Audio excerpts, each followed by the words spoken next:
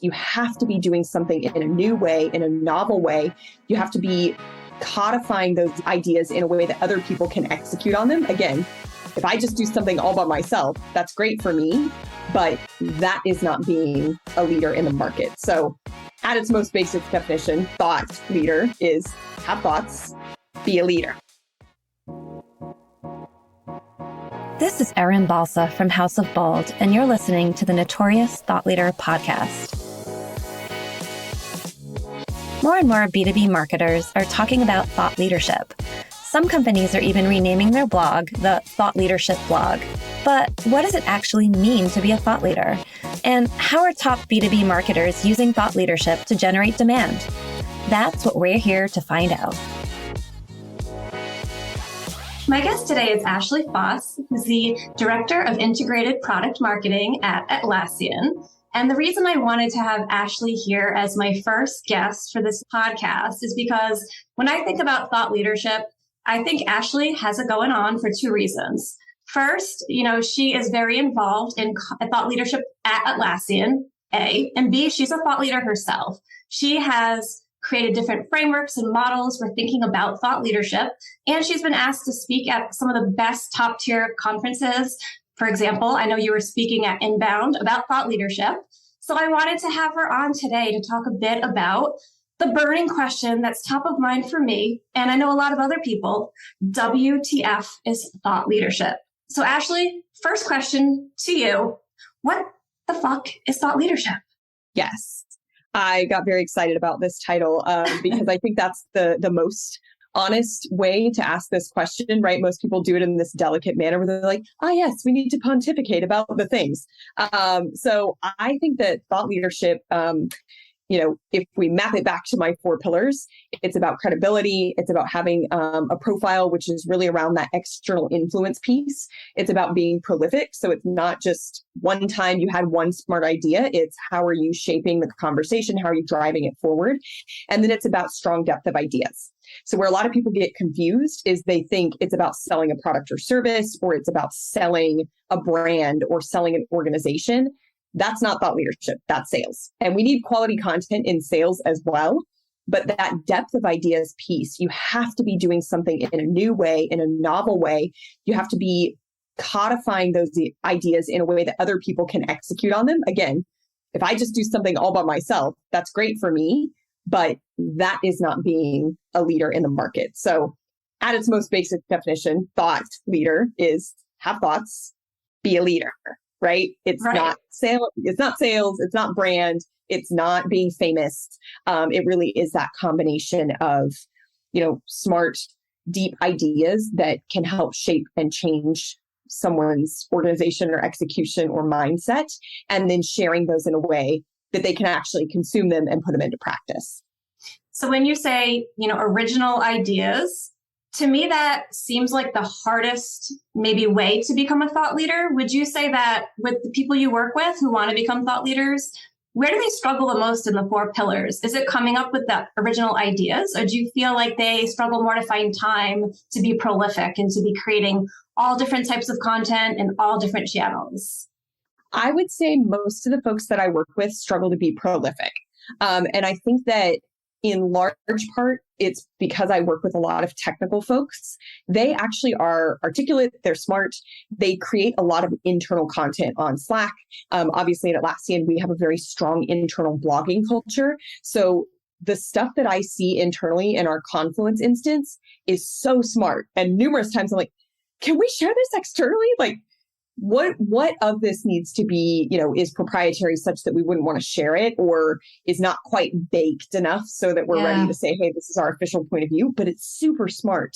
And so I think that there's a couple of things. There's the externalizing it from a prolific standpoint, but there's also breaking it up into digestible points. So again, some of the stuff I see on Confluence, maybe 1,000, 3,000, 5,000 words, and it links to 5 other pages, and it links to this framework, and it links to this matrix. All of that content is going to be really difficult for somebody to digest in a single sitting. And again, the fact that it's linked to all of these other internal pages, the authors know that this is not something that can be consumed in one small, sitting. but they often struggle to break it up into a whole journey that people can go up, down, sideways. Again, if you look at the stuff that I post on LinkedIn, most of it is what I would call probably mid-form content. I do like long updates. I frequently run out of characters on LinkedIn, especially in comments, but I'm able to link to longer form content, or I'm able to string together a couple of different posts so that you can start to address that content at different depths. So that would be, I think, the biggest thing is being prolific, in large part because they're not as fluent in the skill of breaking that content up into, a journey that has multiple entrances and exits and crosslinks and off ramps and on ramps. That's really interesting you said that, because when I was at my last job, I would look at, these documentations, things we were presenting at all company meetings and thinking, this is brilliant. Somebody spent probably 4 to 6 hours to put this deck together. This is stuff that our audience would die for. And I started taking it, blogging about it, turning into like open public templates because it wasn't proprietary stuff. So I think that's a really key takeaway for anyone listening.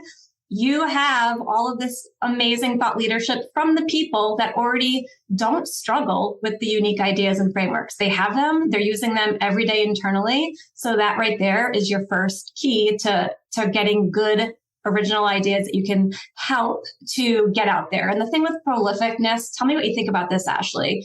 I think that people struggle because they think they're the ones that have to do the work.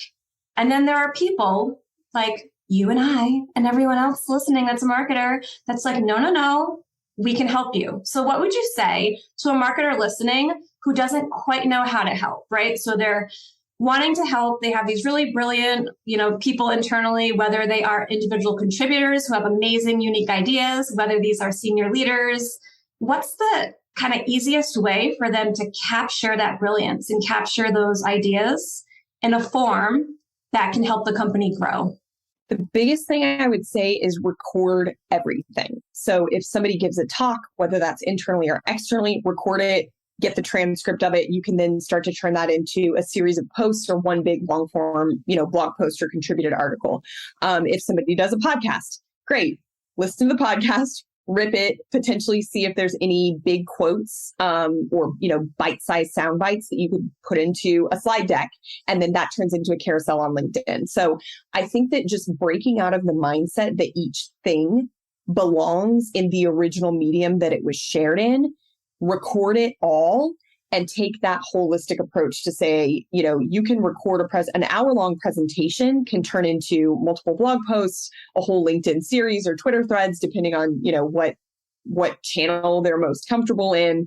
It could turn into carousels. You could take that slide deck and repurpose it. So I think a lot of people get stuck thinking that they always have to use the entire asset, and B, that it has to be used in its original form. So if it was originally a video, it always has to be a video, and it always has to be the whole video. If it was an article, it always has to be an article, long form, and it has to be the whole article, right? And it's like, no, you can take this and repurpose it. I will say, one clarification, you can't, from my perspective, you can't ghostwrite on behalf of someone right out of the gates. They have to either get in a room with you to do an intake or an interview. They have to be writing or speaking or doing podcast interviews or showing up to analyst briefings. They have to be creating that content somewhere in there. The place where the marketers can help is in that repurposing. And so that's where I think the marketers can bring that unique mindset and help augment. It's not having the ideas themselves. It's once the ideas have already been put out there in one form or another, reshaping those or repackaging those for different platforms and different use cases. I love that you said that, because I have seen a lot of thought leaders who are clearly creating their own content for years. I follow them religiously. I know how they talk and think and act. And then you can tell immediately when they've just started to clean their hands, outsource it. It's just not the same. So I totally believe what you're saying, and I agree wholeheartedly. And that's, I think, another key takeaway. Ghostwriting can only be done with strong collaboration from your internal thought leaders, the people with these unique ideas. And yes, they don't have to write every single post, but you can't just sit down with them for 5 minutes once a month and just come up with all these posts on behalf of them if you don't have the original fodder. And that could be an hour-long recording, like you said. So thank you for making that point. I think it's a really important one. Ashley, before we hopped on, I asked you a rapid fire series of 10 yes or no questions. I asked you not to think too hard about it, to spend 10 seconds. So literally responding yes, no, down the line. And there were 2 questions that you said, wow, I haven't really talked about these publicly before. So I'd love to start there. So sure. In terms of thought leadership, is it only for B2B or is it for B2C as well? This is a hard one because my gut reaction when I saw the question was to say it depends, but that was not the option. That was not the point of the questions. So I landed on the side of saying that no, it is not just for B2B. And then I started thinking, okay, why do I think that? I now have to defend this answer, this unequivocal all caps no.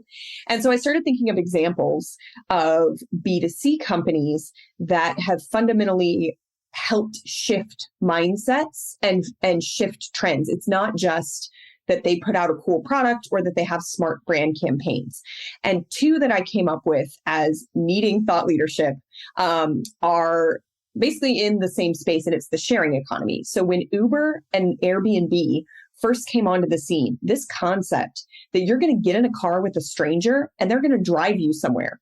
You're going to go stay in a stranger's house. And that's a safe, reasonable thing to do. Or you're going to allow strangers to come into your house. And that's a safe, reasonable thing to do. That is not a small cultural and mindset and behavioral shift that had to happen.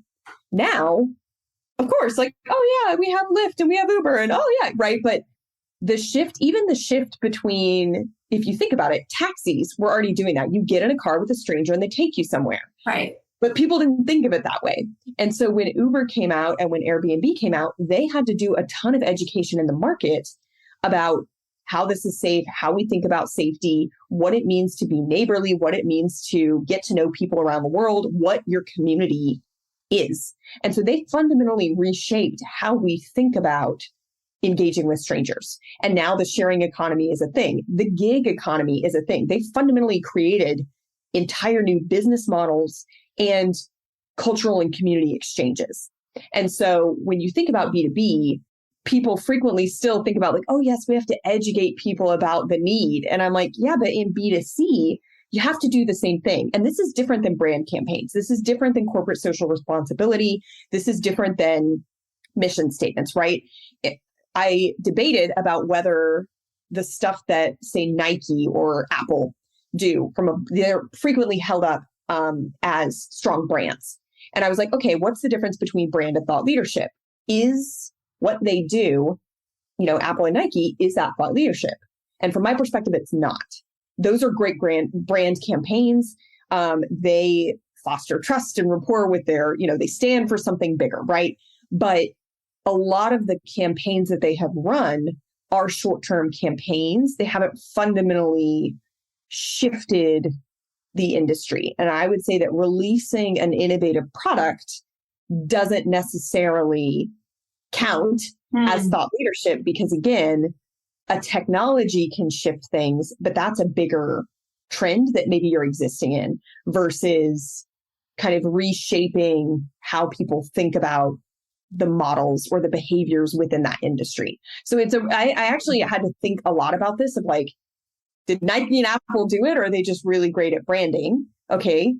Did Uber and Airbnb do it, or did they just kind of ride a wave that was already there? Right. And then how is that different than B2B? Is that truly thought leadership? And so that's why I landed on, I do think it's very important in B2C as well. Yes, it is. It tends to be more important in B2B because it tends to be a more complex audience journey and it tends to be further removed from the end user compared to B2C, where brand can take a higher, more of a lead. But as I thought about it, I was like, nope, B2C needs to keep this in mind too. I love that you put some extra thought into it. And totally makes sense. And I will tell everyone listening, when I first answered the question with a split-second decision, I was like, no, it's totally B2B. But then when you do sit down to think, then you're like, oh, actually, wait a minute, there is some thought leadership outside of our little bubble of B2B. Yeah. So that's really important context for people to understand when they're trying to wrap their head around this nebulous term of thought leadership, right? So thank you so much for that. The other question, which you thought was kind of interesting, is another kind of conception of thought leadership is that it's somebody really brilliant up there on the stage at an industry conference, or maybe even the TEDx stage. Is the stage the best and ultimate form of thought leadership? So this was another one where I am highly, highly biased to say yes, 100%, because I personally love public speaking. I like being on the stage. And so for me, if I had, if I had my choice, I would say, oh yeah, thought leadership is ultimately expressed on a stage because that's where I like to be most. But humorously, I think there's a lot of people who would immediately push back and say, oh no, the ultimate expression of thought leadership is writing a book. And so it's interesting because you at the beginning of this call said, oh, Ashley is a thought leader because she has all these frameworks, right? And she's spoken at these conferences. But I haven't written a book. And everybody keeps saying, oh, when are you going to write a book? Oh, you really need to write a book. Oh, to get to the next level, you need to, at some point, you're going to have to write a book if you really want to take this to the next level. And so while I would love it if just speaking at industry conferences made me a thought leader, I actually think that it goes back to that prolific pillar where it's not just about showing up in one place, it's showing up in multiple places in multiple different forms. Because that is an expression of that depth of ideas, that it can stand the stress test of having to be in writing versus a podcast versus on stage versus a long form book. You build that credibility when you're showing up in multiple places. And then obviously having a big profile. Again, as much as I love standing on stage, and I've been on stage in some fairly large rooms, the biggest room I've spoken in is 1,000 people. Versus the impressions and the engagement that I can get on LinkedIn far surpasses that. And so when you start to think about it in terms of the pillars, you realize, okay, it can't actually be the ultimate form is on stage, because then you start to miss out on those prolific and profile pillars, even if you have the depth of ideas and credibility are much stronger when someone can look you in the eye and come up and talk to you afterwards and, oh, you've been vetted. For you to get on the stage, somebody had to invite you to come onto the stage versus LinkedIn. Oh, I can just post whatever I want, right? So when you start to look at that, it's really about the balance of the pillars, not necessarily the gatekeeping that happens just on a stage or just in publishing a book. Interesting. So you feel like you will be a thought leader someday once you get that book deal and the book's published. Ashley is officially a thought leader. No. So what I will never call myself a thought leader because I feel very stressed. Anytime somebody says that, I'm like, well, according to my own framework, I'm not a thought leader, right? So I don't know if I have a book in me, Erin. I hear you. A book is a lot. It's a lot. It's a lot. And the thing is, so I'm looking at your pillars, of course. I've looked at them several times and how, you can rise in the different pillars. You don't have to be top tier across all four. There are different, tiers. So maybe you're top tier in 1, 2, and 4. And then with prolific, maybe you're in the middle because you don't have that book. That's okay. If you're a marketer trying to elevate yourself or others inside your organization, don't stress them out by being like, oh, you need to be prolific. You need to have a book. You need to have this. Baby steps, incremental steps make huge gains. So maybe you start tackling one pillar at a time. Maybe you make some SMART goals for yourself or for people within your organization, right? Do you have any other advice like that for kind of tackling thought leadership through your own framework? Yeah, so I think the biggest thing is baselining. Obviously, if you're red all the way across the bottom, which basically means, you don't really have credibility, you don't have any depth of ideas, you're not on any channels, and you have zero profile. You're starting, in that case, I would say, okay, first you need to start with the depth of ideas. You need to start looking at your narratives from a conceptual, strategic, and tactical depth, because you can't be prolific, you can't have credibility, you can't grow a profile if you have nothing to share. So that would be where I would say to start. In most cases, the people who even realize there's a framework and start to say there's probably a better way for me to do this, or if they're in a large organization like Atlassian, where we have initiatives around growing that thought leadership. And so they get assigned to work with comms or marketing or, analyst relations or whoever. Usually they're strong and they're making some progress in at least one pillar. And I would say usually that pillar is the credibility pillar. Obviously, we're not running around asking our interns to be our thought leaders. We tend to ask folks who are maybe senior leaders or who have a lot of experience. And so at minimum, they're usually strong in credibility, but I would say run that baseline and then you can start to see where to pinpoint. Again, if you're low in prolific, but you're strong in depth of ideas, then the issue is basically around externalizing those ideas. That's a very different problem than I don't have any ideas. If you're strong in credibility, but low in profile, that probably means what I tend to see is that you're also probably low in being prolific. And so you just need to start sharing more on LinkedIn. Again, I'm highly biased being in the B2B SaaS space to say LinkedIn and starting to pitch for conferences as an example. So some of the pillars tend to have a more direct correlation. But yeah, I would say the step one is start to baseline so that you can understand. And again, I see this too. Some people are low in credibility because they have a sales title, or they don't have a good title. They don't have a good, marketers don't have a good title for thought leadership. Okay, that's pretty easily solved by just changing the title in some cases. So really understanding where you need to focus once you run that baseline, and then you can start to take the steps. I think most people come out of the gates and they're like, I have to have 6 months of content already written. And I'm like, I don't have 6 months of content already written. Like, that's so much content. I agree with you. That is a lot, right? Or they think, oh my gosh, I have to be in the C-suite. No, there are a lot of people who are not in the C-suite who have that credibility, particularly with their audience. So don't bite off more than you can chew. I agree with you. That incremental steps to get those strong gains, that is an excellent mindset shift to say, you don't have to come out and be perfect. You don't have to come out with a fully baked plan. You just need to have some basics to start. Yeah, I'm latching on a bit to what you said about sales titles and, how easy it is to change someone's title. So something we did at my last company when we launched our categories, we changed people's titles from, account executive to talent optimization advisor, because that's less scary. And now they can come out and they can start sharing thoughts about talent optimization, right? Without being like, oh, this person's just trying to sell me something. So right. So that's a really good point. I see a lot of companies wanting to enable their sales reps to be, sharing the company's strategic narrative and the company's educational materials on LinkedIn, which is, in some form, a bit of thought leadership, even though that individual themselves might not be a thought leader. Do you have any thoughts around that, or maybe some tips for trying to enable your sales team to get out there and share the company's thoughts on, and their own thoughts?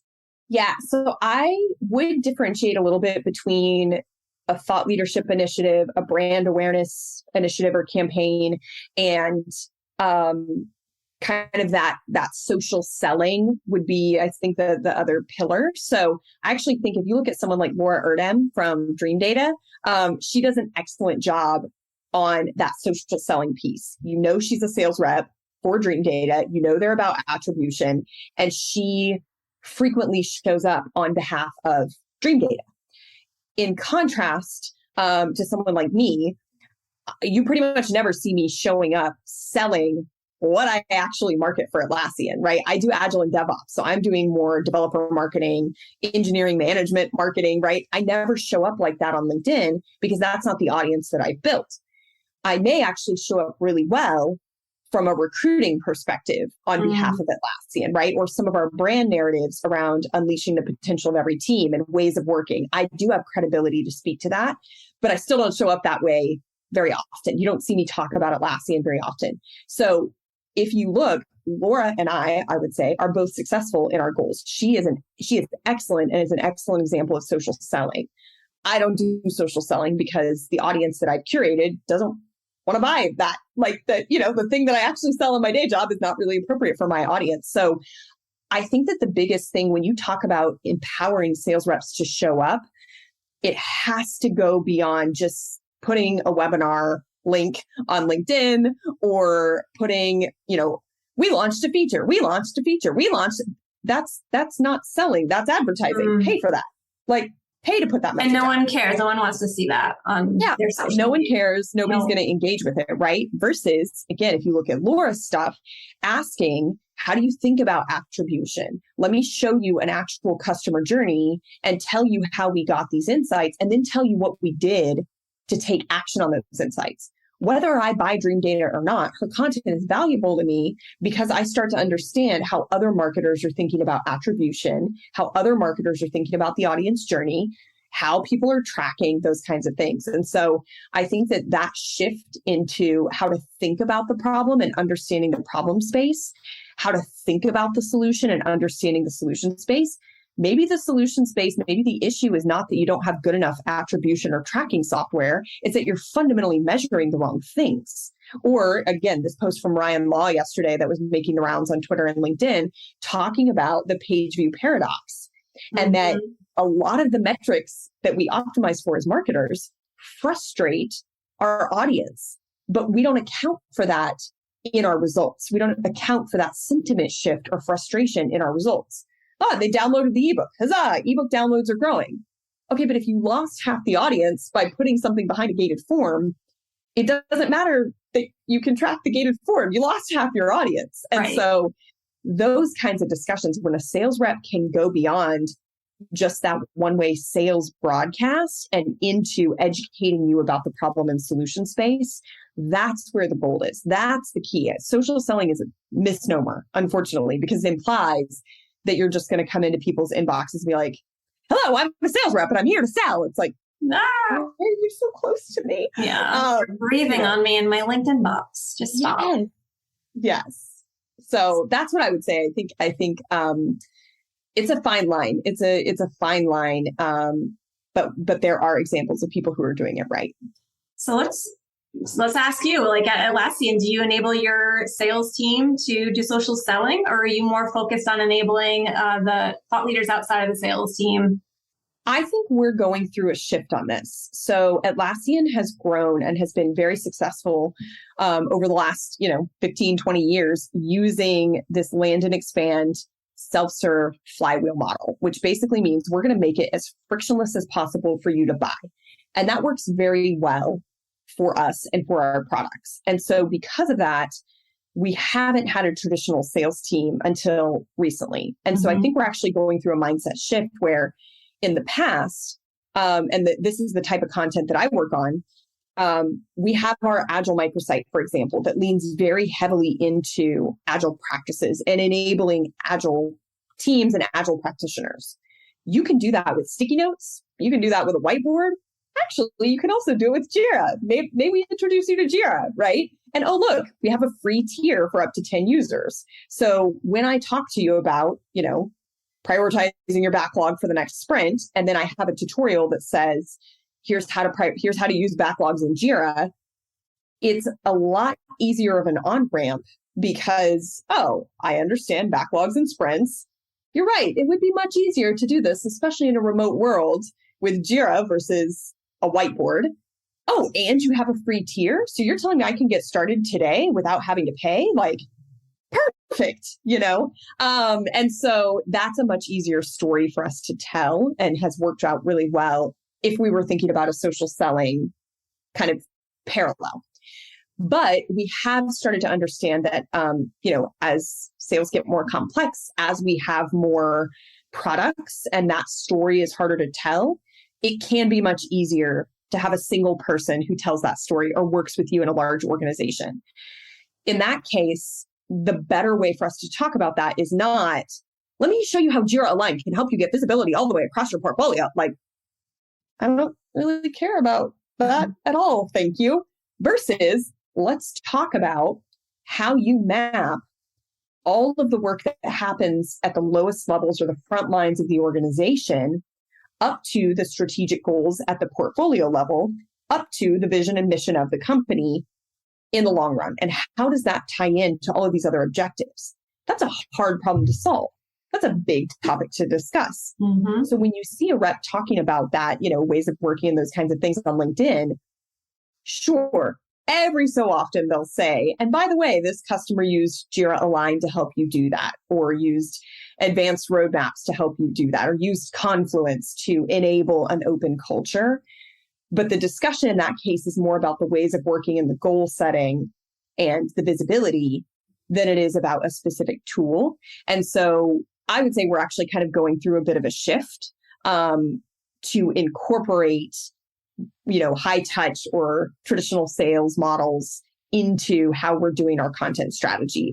Because in the past, we were, very focused and continue to be focused on that self-serve flywheel, frictionless, but we've got to incorporate that high touch into our content strategy as well. So who owns thought leadership then in Atlassian? I know in your last role before you were in product marketing, when you were doing content strategy and you were managing the microsite that you just talked about, who actually kind of owns it across all teams and all companies? Do you have a single owner? We do not have a single owner. And I think that it has, and I've seen this at other companies as well, where it bounces around. Some people think it belongs in corporate comms. Some people think it belongs in brand. Some people think it belongs in generally the marketing org. So I would say in our case, it is not owned by a single person or a single team. One of the, I guess a blessing and a curse of being such a values-driven company is we are highly collaborative. Our play as a team value does show up.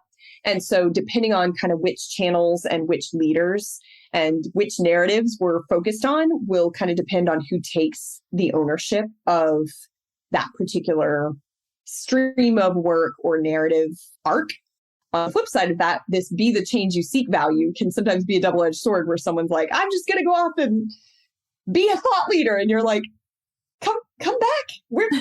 Please don't, that's not quite the narrative. Like, let us help you. Right. Yeah. So, and I think that as we've grown, and especially now that we're remote first with our team anywhere mindset and allowing hybrid and people are working not in the office, figuring out how to surface which narratives, how, what is the through line between those narratives? What is that differentiation between more of that thought leadership layer versus a brand narrative versus a campaign narrative versus just a position? We take a lot of strong positions about climate change, for example.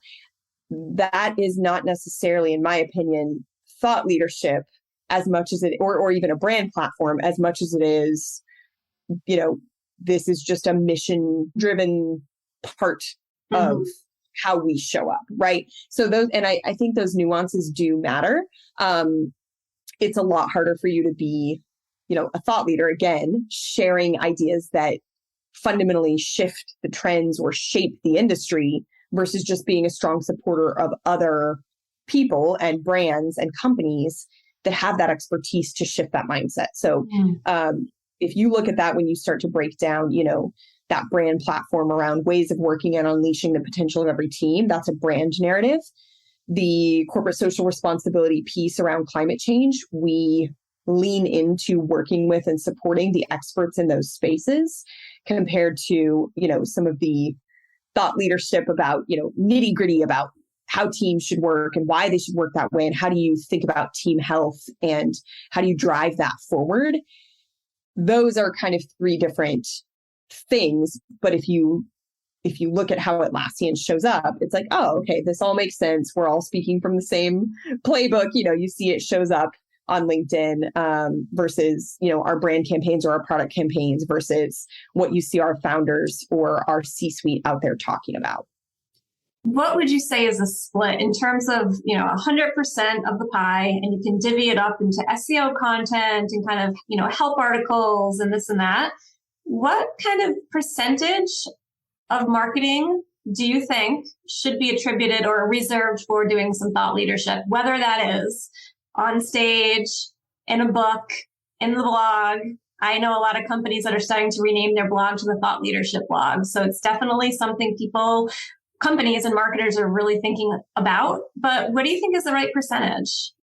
Oh man, that one I am going to just say it depends, because I think it does depend on the stage of the company, the maturity of the market, and the maturity of the audience. So again, coming from SaaS, and I was at 2 security startups prior to coming to Atlassian. So this whole conversation about the shift to cloud has been happening for, at this point, almost a decade. And there's still people who like fundamentally are not quite getting that, no, cloud is eating the world, right?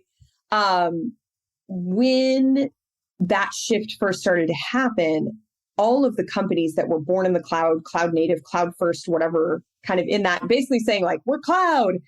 When they all first came out, they had to do a ton of education and a ton of thought leadership to help make that shift before they could even start getting into the value proposition of their products, right? So they had to do that foundational work.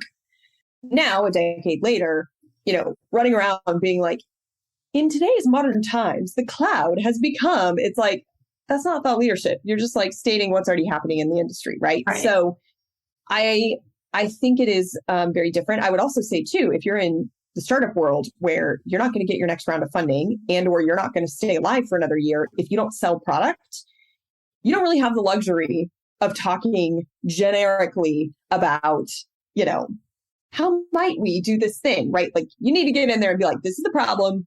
Here's our solution. Here's how you use it and see that benefit. So I think it is highly dependent on the stage and maturity of the market, the company, the audience, and the offerings. So I actually struggle to say what that should be. No, I mean, that's a great answer. It's an honest answer. And I think that most people listening would agree with you. Last question, since we're coming up on time. What person or company has really inspired you with their thought leadership? There's a lot. I think I'm actually going to go with this fellow, Scott Birkin. So I love his content. He actually, and it's funny that I say this because you would think I would choose marketing. He actually is in an adjacent discipline. He talks a lot about design thinking, creativity, and problem solving. And the way that he shows up, I've read a couple of his books. I follow him on, Twitter. I've read his blog, and just everything that he does makes me think different. And I read it and I'm like, I never thought of that at all, let alone thought of it in this way, but like, this is fascinating. And the way that he is able to connect across different disciplines so that his work is informed by his background, but it is so applicable to other disciplines. That depth of ideas piece is very strong in that pillar. So I think I'm going to go with Scott Birkin. Awesome. Thank you so much, Ashley. If people that are listening want to connect with you, what's the best way for them to find you? You'll be shocked to hear that I'm going to say LinkedIn. No. Surprise. It's going to be LinkedIn. But no, I am also on Twitter. I am less prolific or credible on Twitter than I am on LinkedIn. But I am on Twitter if people prefer that medium. But yep, LinkedIn is the best place to find me. Awesome. Well, thank you for coming on. This has been really valuable, and I hope you have a great rest of the day. Yeah, you too. Thank you. The Notorious Thought Leader is brought to you by House of Bold, a content strategy and messaging studio for B2B SaaS companies who need bold content that makes them buckle up, pay attention, and take action. To find out more about House of Bold, head to houseofbold.com. That's HAUS. And then make sure to subscribe to the Notorious Thought Leader in Apple Podcasts, Spotify, and Google Podcasts, so you never miss an episode. Thanks for joining me. See you next time.